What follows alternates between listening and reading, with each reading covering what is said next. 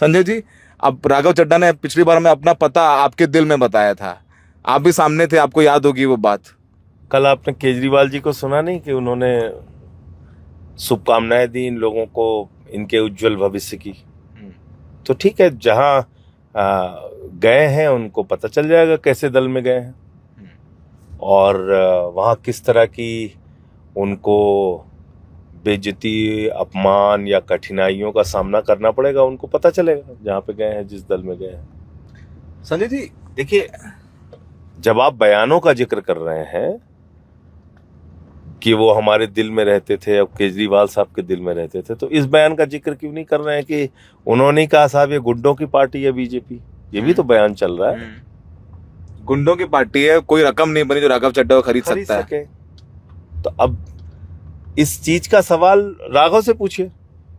नहीं, वो तो अब हमसे बात नहीं करेंगे हमारी तमाम स्टोरीज के बाद। मेरे कोशिश करेंगे, जिस दिन ये मिल जाएंगे उनको हम दौड़ा के पूछेंगे, इसमें कोई शक नहीं है। ठीक है।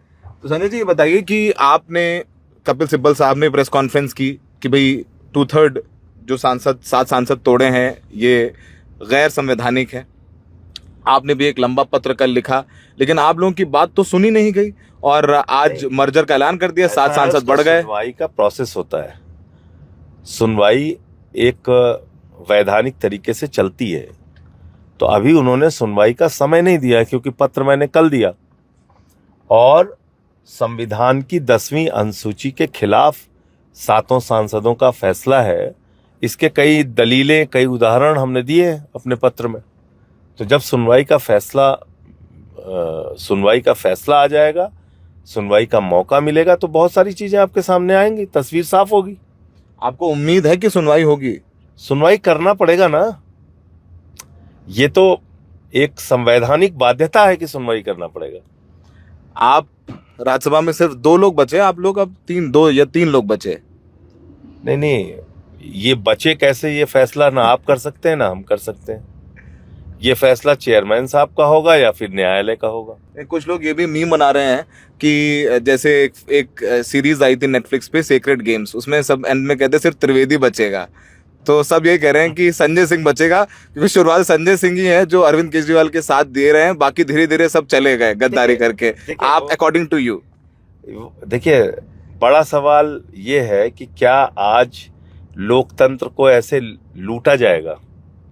भाई, एक दल ने कुछ सांसद बनाए या विधायक बनाए और एक दल इस देश में ऐसा है जो खुलेआम गुंडागर्दी करके उन विधायकों, सांसदों का अपहरण कर रहा है। उन विधायकों, सांसदों को वो तुरंत वॉशिंग मशीन में धुल दे रहा है ईडी, सीबीआई का छापा मारने के बाद।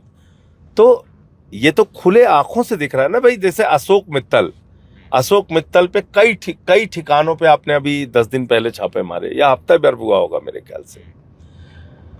तो क्या कहा ये बीजेपी के नेताओं ने, उनके स्टेटमेंट है, सुन लीजिए कि महाभ्रष्ट है, बहुत इन लोगों ने भ्रष्टाचार कर रखा है और ऐसा है और वैसा है। और वही आपकी पार्टी में आ गया तो गंगा जल से धुल दिया गया। ये क्या है?